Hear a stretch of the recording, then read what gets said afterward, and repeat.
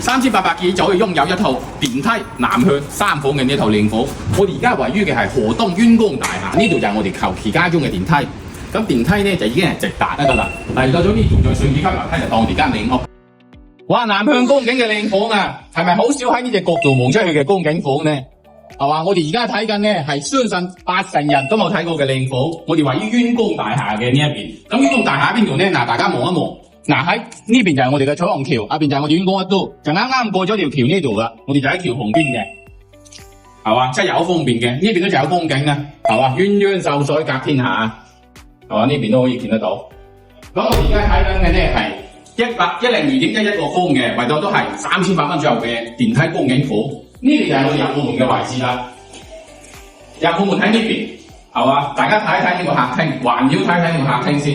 呢個客廳咧開間咧接近4米嘅，咁佢重心咧，如果到陽台呢邊位置咧，就大概有成13個方左右，差唔多要13個方左右啦。為咗呢個廳都有30-40個方左右嘅，好闊。因為佢係後置家中電梯嘅，所以話分攤比較少，得分率好高。咁我哋首先由主人房呢邊開始睇啦，即係主人房呢邊見光景嘅。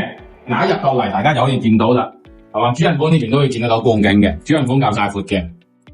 咁現時咧，係嘛？呢一套房真係好舒服嘅。咁我哋再睇睇其他呢啲房間，3房嘅戶型。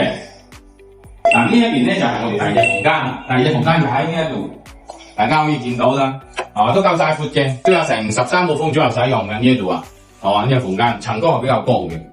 咁到時呢啲家電家具啲業主話睇啱最好我，即係視乎呢邊啊，呢邊就係我哋嘅飯廳啦，呢邊就係我哋嘅廚房啦，廚房都係夠晒闊嘅，廚房有接近9.5個方左右。嗱，呢邊就係我哋嘅衛生間，我哋係一隻衛生間嘅。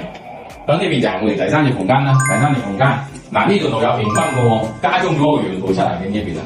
係啊，反正可以晾衣服啊都得嘅，就喺度晾衣服。咁我哋再過呢一邊睇一睇。嗱，呢度又係加裝咗出嚟嘅，呢度都可以晾衣服，唯獨就擴建咗啲出嚟咯，係嘛？隔離鄰舍全部都係咁嘅。咁現時嚟講咧，咁呢套南向光景電梯3房咧，咁就為咗3800蚊左右，都係30幾個就可以搞掂啦。咁想睇揾拍幾年？記得關注哦。